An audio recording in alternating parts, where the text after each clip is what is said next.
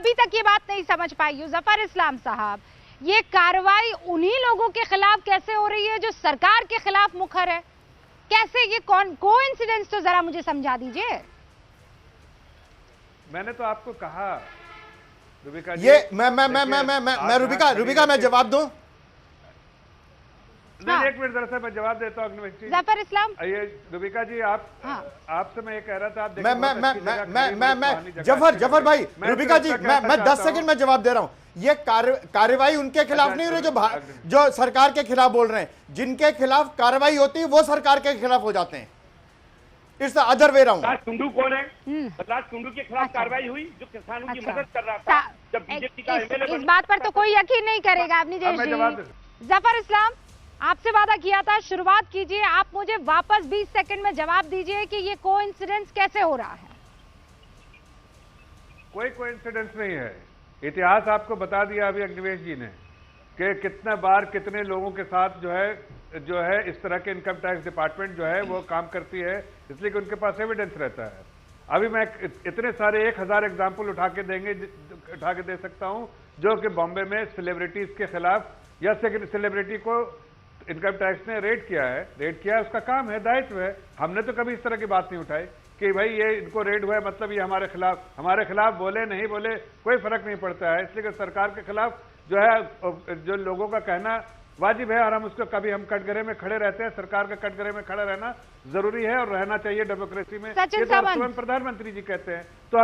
तो हमें अगर कोई क्रिटिसाइज करता है तो उसके खिलाफ ईडी हो या फिर सीबीआई हो या फिर ये इनकम टैक्स हो, ये अपने आप अपना काम करते हैं, हमारे से कोई लेना देना। आप बहुत सुलझे हुए पॉलिटिशियन है, ठीक है जफर साहब, आप बहुत सुलझे हुए पॉलिटिशियन है सचिन सावंत। मुझे एक बात बताइए, ये कोई खिलौना तो नहीं है कि आपने कहा कि ऐसा है कि मैं चाहता हूं कि आप इनके खिलाफ सबूत इकट्ठा कर लीजिए और सबूत आ जाएंगे।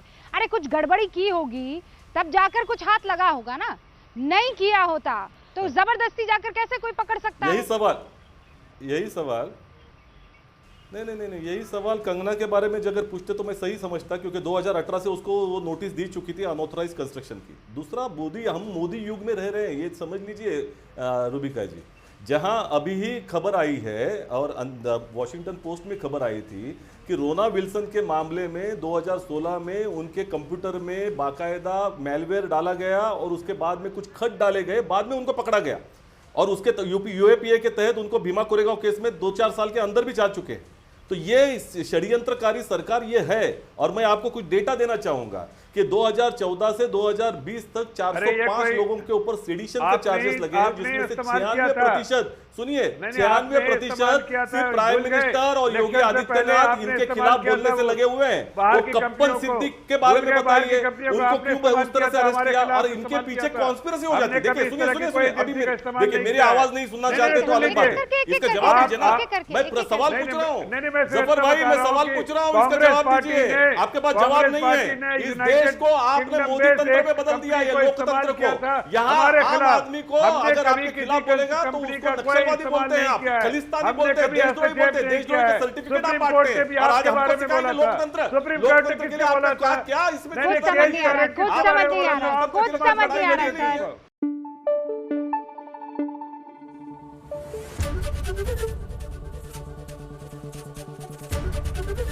एबीपी न्यूज आपको रखे आगे।